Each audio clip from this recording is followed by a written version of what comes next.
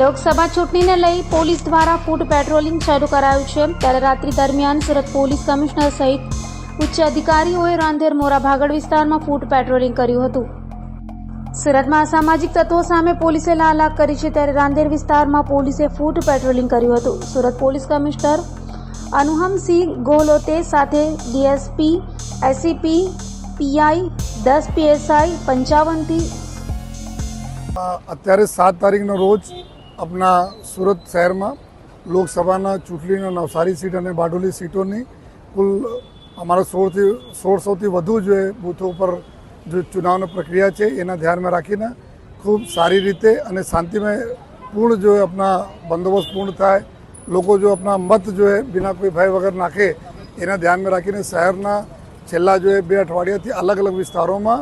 खास कर जो एवा पॉइंट ज्यां वधु अवर जो लोग रहती हो त्या जो व्हीकल चेकिंग और पेट्रोलिंग राखवामां आवे छे। जेना भागरूपे अत्यारे अहींया जो रांदेर विस्तार में जो चेकिंग कामगीरी चालू है, जेमां जेटला भी शहर में पॉइंटो होय छे तमाम प्रकारना टीमों जोड़ाय छे અને અત્યારે અમે લોકો લગભગ જો 20,000 જેટલા વાહનોના સ્ક્રીનિંગ કરી છે, એના ચેકિંગ કરી છે, જેમાં અલગ અલગ પ્રકારના 250 જેટલા લોકો હથિયાર, ચક્કુ હોય, છરી હોય, તલવારો હોય, ધોકા હોય, આ પ્રકારના પ્રતિબંધિત ચીજો સાથે પકડાયેલા છે, જેના ઉપર કેસો દાખલ કરવામાં આવેલા છે। સાથોસાથ જો હિસ્ટ્રી શીટરો અને તડીપારવાળા અને MCR કાર્ડવાળા ટપોરીઓ આ બધાને ઉપર જો અટકાયતી પગલાઓની બી કામગીરી ચાલુ છે। 30 જેટલા લોકો એવું આપણેના તડીપારવાળા મળી આવેલા છે, આપણે ઘરમાંથી જો તડીપાર થયેલા હતા તો આ લોકો ઉપર બી ગુનાઓ દાખલ થયા છે જો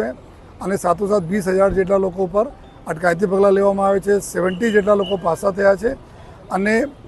આ પ્રકારના કામગીરીથી જેટલા બી લુખ્ખા તત્વો છે, જેટલા એન્ટી સોશિયલ તત્વો છે, જો પ્રજાને રંજાડે છે